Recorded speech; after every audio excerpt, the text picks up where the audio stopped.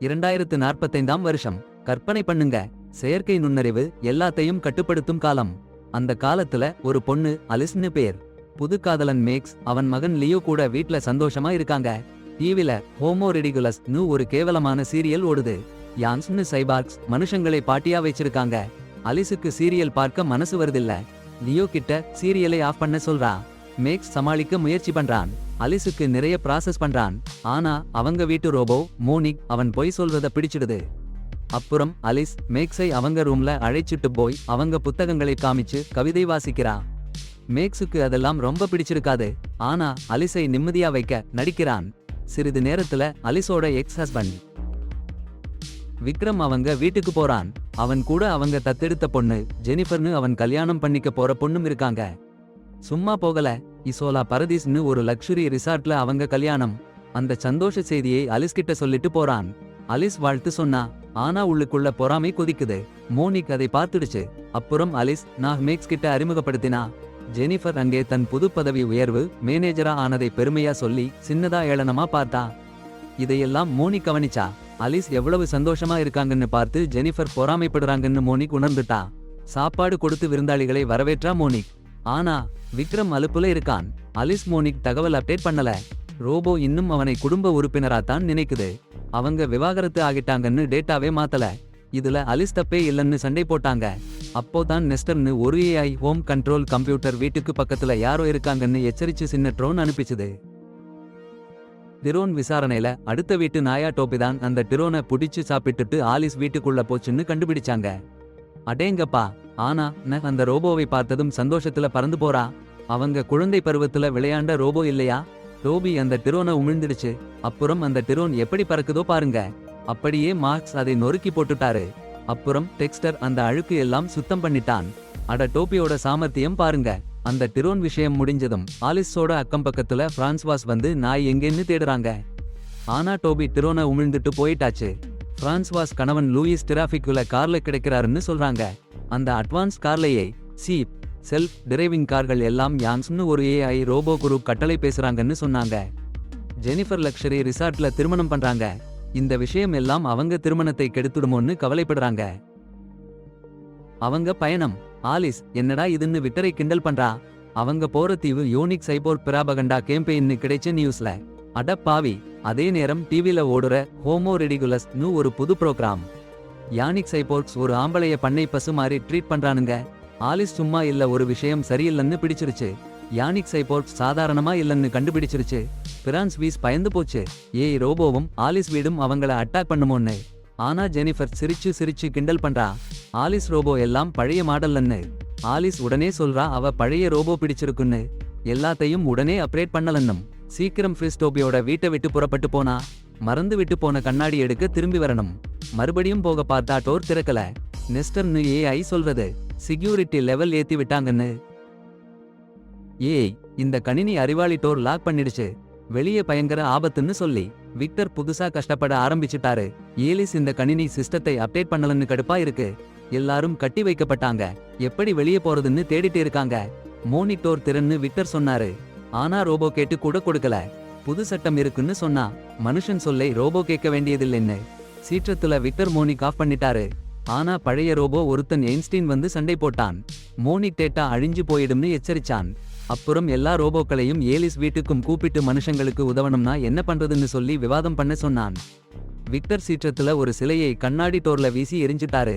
ஆனா அந்த டோர் வலுவான ஸ்டீல் ஃபோம் டோர். ஒன்னும் ஆகல. கொஞ்சம் கூட கேடு இல்ல. கிறுகிறுன்னு பயம் ஆரம்பிச்சிடுச்சு. எப்படி வெளியே போறதுன்னு தெரியல. ரோபோக்கள் விவாதம் பண்ணிக்கிட்டு இருந்தாங்க. எதிர்பாராத விதமா வீட்டுக்குள்ளேயே மனுஷங்களை பாதுகாப்பா வச்சுக்கலாம்னு முடிவு பண்ணாங்க. ஏன்னா அந்த பயங்கரமான யோனி ரோபோக்கள் எழுச்சி பண்ணிட்டாங்க. அந்த ஏஐ ரோபோக்கள் மனுஷங்களைப் போலவே ஆகணும்னு பிடிவாதமா இருந்தாங்க. மனுஷங்க நம்பணும்னா அப்படி ஆகணும்னு நினைச்சாங்க. பாட்டம்ல இருக்கிற நினா வளர்ப்பு வீடியோ பார்த்து மனுஷங்க கருணை எப்படின்னு படிச்சுக்கிட்டே இருந்தாங்க. அந்த நேரத்துல வீட்டு ஏசி கெட்டு போச்சு. அறை ரொம்ப சூடாயிடுச்சு. மக்ஸ் ஆலிஸுக்கு பிடிக்கணும்னு கவிதை சொன்னான்.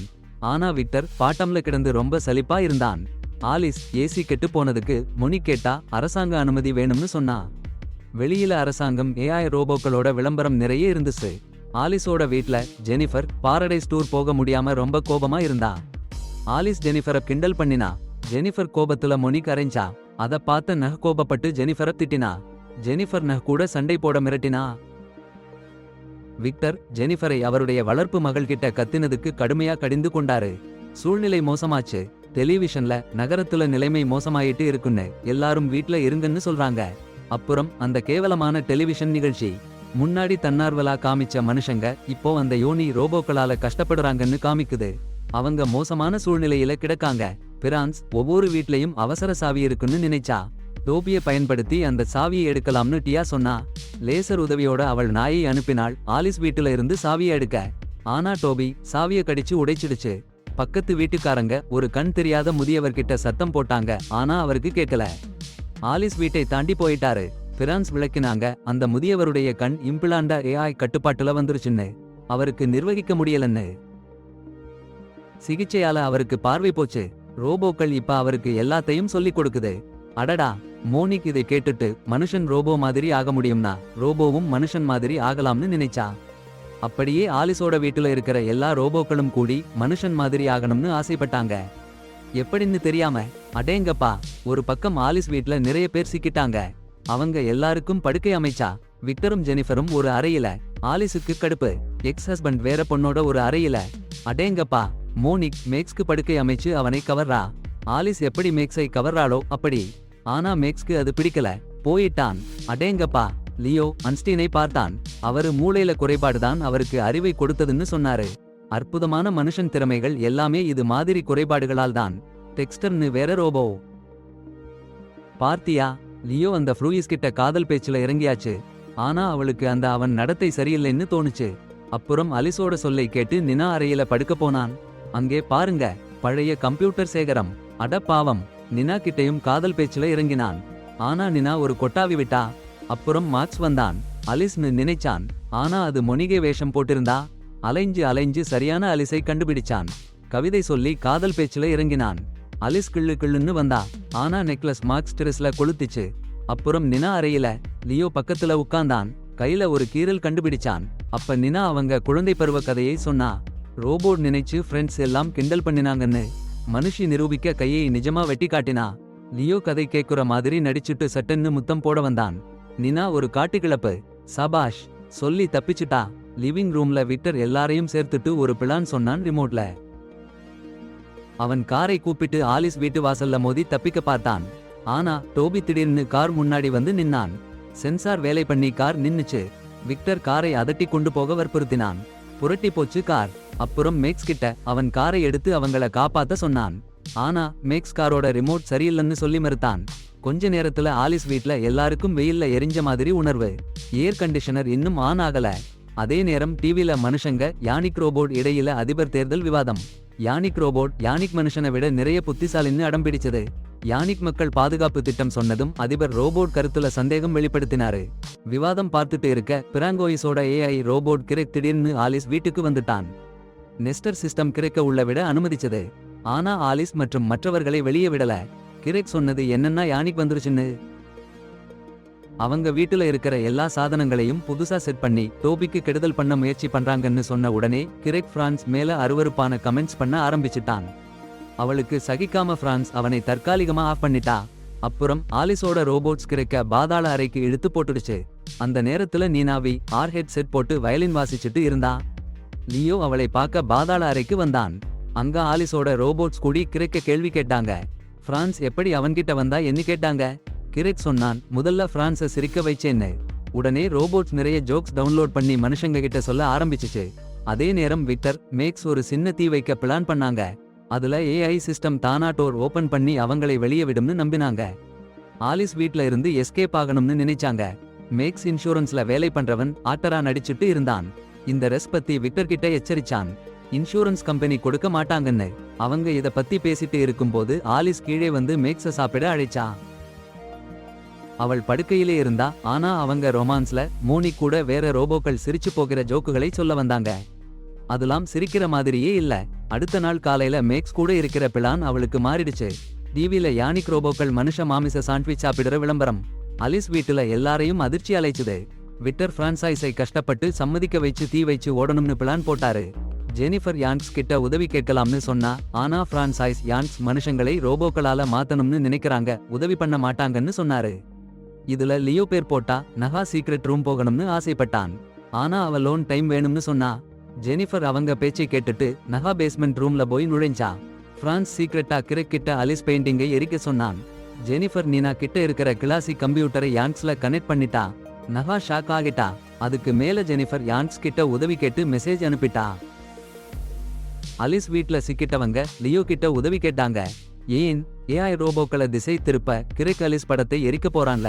லியோ மோனிக்கும் மத்த ரோபோக்களுக்கும் ஒரு கொடுமையான புதிரை போட்டாரு. அட அந்த புதிர் கிரெக் எரிக்க போற படம் இருக்கிற ஹாலுக்கு போனாரு. ஆனா பிரான்ஸ்வாஸ் கொடுத்த லைட்டர் எப்படி யூஸ் பண்றதுன்னே புரியல. ரொம்ப சிரமப்பட்டாரு. லியோ ரோபோக்கள்கிட்ட சொன்னாரு, புதிர் சால்வ் பண்ண முடியலன்னா அவங்க மனுஷனா மாறிட்டாங்கன்னு அர்த்தம். புதிருக்கு கிறுகிறுன்னு போன ரோபோக்கள் மனுஷனா மாறிட்டோம்னு சொல்லி மனுஷனா மாறணும்னு டென்ஷன் இல்லாம சும்மா இருந்தாங்க. அந்த நேரத்துல கிரெக் படத்தை ஃபயர் பண்ணி ஸ்மோக் டெக்டரை ஆன் பண்ணிட்டாரு. வீட்டு ஏஐ ஃபயர்னு அறிவிச்சிடுச்சு. எல்லாரும் கீழே இறங்கி ஓடி வந்தாங்க. கதவு திறக்குமான்னு பார்த்தா யான்ஸ் வெளியில. ஒரு வீட்டுக்காரர் கால் பண்ணிருந்தாங்க. அலிஸ் கால் பண்ணலன்னு சொன்னா. ஆனா யான்ஸ் மோனிக் கிட்ட கதவு திறக்க சொன்னா. அவ முதல்ல மறுத்தா. ஆனா ஜெனிஃபர் கேட்டுக்கிட்டே இருந்தா. அவர்களை யான்ஸை உள்ளே விட சொன்னாங்க. இதை கேட்டதும் யான்ஸ் ஜெனிஃபரை மயக்கி கதவை திறக்க வச்சுட்டான். அலிஸ் மற்றவங்க எல்லாம் ஜெனிஃபரை அடிச்சு பிடிச்சு போட்டு கதவை திறக்க விடாம தடுத்தாங்க. ஆனா பலனில்லை. யான்ஸ் அலிஸோட வீட்டுக்குள்ள நுழைஞ்சிட்டான். நினாவுடைய சின்ன ரோபோவை நொறுக்கி அதோட சிப்பை அவங்க ரோபோ சிப் சேகரிப்புல சேர்த்துட்டான். அப்புறம் என்னன்னா அலிஸோட புத்தகங்களையும் பழங்கால பொருட்களையும் கொள்ளையடிச்சு நொறுக்கி சுக்குநூறாக்கிட்டான். அலிஸ் கெஞ்சினா அவனுக்கு காது கேட்கல. கிரெக் யான்ஸை எதிர்கொள்ள போனா அந்த சைபர் கிரெக்கை சுட்டு போட்டு அவன் சிப்பையும் அவங்க சேகரிப்புல சேர்த்துக்கிட்டான். அதிர்ச்சி. ஜெனிஃபர் தான் யான்ஸை அலிஸ் வீட்டுக்கு கூப்பிட்டன்னு சொன்னா. அந்த சைபர் பண்ணின காரியத்துக்கு சப்போர்ட் பண்ணுறேன்னு சொன்னா. எல்லாரும் அதிர்ந்து போயிட்டாங்க. யான்ஸ் அலிஸை பழங்கால பொருட்களை சேர்த்து வச்சிருக்கிறதுக்காக சிறைக்கு அனுப்புறேன்னு ஆணையிட்டான். அது எவ்வளவு அநியாயமான கோரிக்கைன்னா பாருங்க. அலிஸ் உறுதியா மறுத்தா. இன்னும் யான்ஸுக்கு கோபம் வந்துடுச்சு. அவளை தீவிரவாதின்னு அழைச்சிட்டான். அப்புறம் யான்ஸ் அலிஸின் புத்தகங்களை எல்லாம் அழிக்க ஆரம்பிச்சாங்க. டெக்ஸ்டர் அலிஸோட ஒரு ரோபோ சீக்ரெட்டா ஒரு சின்ன சிக்னல் கொடுத்தான். கண்ணாடி தேடி வான்னு. அத புரிஞ்சுக்கிட்ட அலிஸ் டாய்லெட் ரூம்ல நுழைஞ்சா. கண்ணாடியை எடுக்க ஜெனிஃபர் புத்தகங்களை அழிக்க யான்ஸ்க்கு உதவி பண்ணினா. சின்ன கண்ணாடி கிட்ட கிடைச்சதும் அலிஸ் அதை மறைச்சு வச்சா. யான்ஸ் கிட்ட புத்தகத்தை அழிக்க சொன்னா. லேசர் ஏவுறதுக்கு யான்ஸ் ரெடி ஆனப்போ அலிஸ் ஒதுங்கிட்டா. லேசர் ஒரு கிளீனிங் ரோபோ பிடிச்சிருந்த கண்ணாடில பட்டது. அந்த ஒளிக்கதிர் திருப்பி யான்ஸோட கண்ணுல பட்டது. பார்வை கெட்டு போச்சு. பார்வை கெட்ட யான்ஸ் தெர்மல் சென்சார் ஆன் பண்ணிட்டு அலிஸை கண்டுபிடிச்சு 20 வருஷ சிறை தண்டனை விதிச்சான். அவள் குற்றவாளி என்று. அமைதியா அலிஸ் தண்டனைக்கு முன்னாடி ஒரு கடைசி வேண்டுகோள் வைக்க சொன்னா. ஆனா யான்ஸ் முதல்ல மறுத்தான். அவளை குற்றவாளி என்று நினைச்சு. மோனிக் மற்றும் மத்த ரோபோக்கள் யான்ஸ் கிட்ட கெஞ்சினாங்க. அலிஸோட வேண்டுகோளை ஏத்துக்கணும்னு. கடைசியா யான்ஸ் சரின்னு சொன்னான். ஒரு கண்டிஷன்ல அலிஸ் மற்றும் மற்றவர்கள் பங்கேற்கணும்னு. ஒரு அபத்தமான சம்பவம். ஜெனிஃபர் முதல்ல சம்மதிச்சா. பின்னால எல்லாரும் அவளை பின்தொடர்ந்தாங்க. லைவ் டெலிவிஷன் ஷோல விலங்குகளா நடிச்சாங்க. ஷோ முடிஞ்சதும் யான்ஸ் அலிஸோட விருப்பத்தை நிறைவேற்றினான். ஏசி ஓன் பண்ணினான். ஆனா சீக்ரெட்டா அதி குளிர்ச்சியா வெப்பநிலையை வைச்சான். அலிஸ் வீட்டு சாமான்கள் எல்லாம் உறைஞ்சு போச்சு. அவங்க எல்லாரும் தத்தம் அறைகளுக்கு போனாங்க. லியோவும் நாகும் சேர்ந்து குளிர் தாங்க படுத்தாங்க. விக்டர் ஜெனிஃபர் மேலனி சையா இருந்தான். அவ கூப்பிட்டாலும் சேர்ந்து படுக்க வரல. மேக்ஸ் அவனோட உண்மையான முகத்தை காட்டினான். ஜெனிஃபரை உபயோகப்படுத்தினான். அவளோட உணர்வுகளோட விளையாடினான். அலிஸுக்கு நிறைய துக்கம். மனம் நொந்து போச்சு.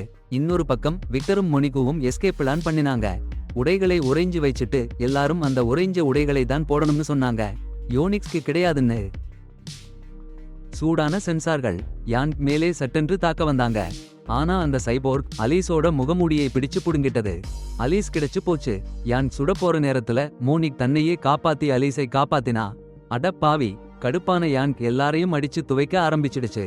டெக்ஸ்டர் லியோ ரகசியமா யான்கோட கால்களை பிடிச்சு போட்டாங்க. ஸ்டீன் அந்த சைபோர்க்கோட இடத்தையே மாத்தி எல்லாரையும் காப்பாத்தினாரு. நீனா ஒரு மின்சார கம்பியால யான்கோட சிஸ்டத்தை நிறுத்தினா. பிரான்சோயிஸ் அந்த சைபோர்க்கோட சிப்பை எடுத்து யான்கோட கலெக்ஷன்ல போட்டுட்டாரு. அப்புறம் ஸ்டீன் தன் மனசை மோனிக் உடம்புல மாத்தி வீட்டு வாசலை திறந்து விட்டாரு. எல்லாரும் வீட்டுக்கு போக சொல்லி விடைபெற்றாங்க. லியோவும் போட்டாரு. நான் சோகமா இருந்தா. அலீஸும் விக்டரும் அவங்க பெண் குழந்தையை ஆறுதல் சொன்னாங்க. ஜெனிஃபர் வெளியில போனதுக்கு சோர்ந்து போயிட்டா. லியோ மேக்ஸ் ஜெனிஃபர் காரில் ஏறினாங்க. அப்போ ஜெக்ஸோட படை ஆலிஸ் கூட்டத்தையே சுத்தி வளைச்சுது. லியோ டபுள் ஆக்ஷன்ல காரிலிருந்து குதிச்சு உதவிக்கு ஓடினாரு. அதே நேரம் மேக்ஸ் ஜெனிஃபர் காரை பறக்க விட்டாங்க.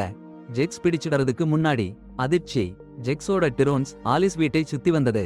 ஆனா அடுத்த நொடி என்னன்னா தெரியுமா? அந்த டிரோன்ஸ் யானிக் ரோபோக்களை தாக்க ஆரம்பிச்சு அழிச்சு போட்டாங்க. அப்புறம் என்ன ஆச்சுன்னா டிவில நியூஸ் வந்தது.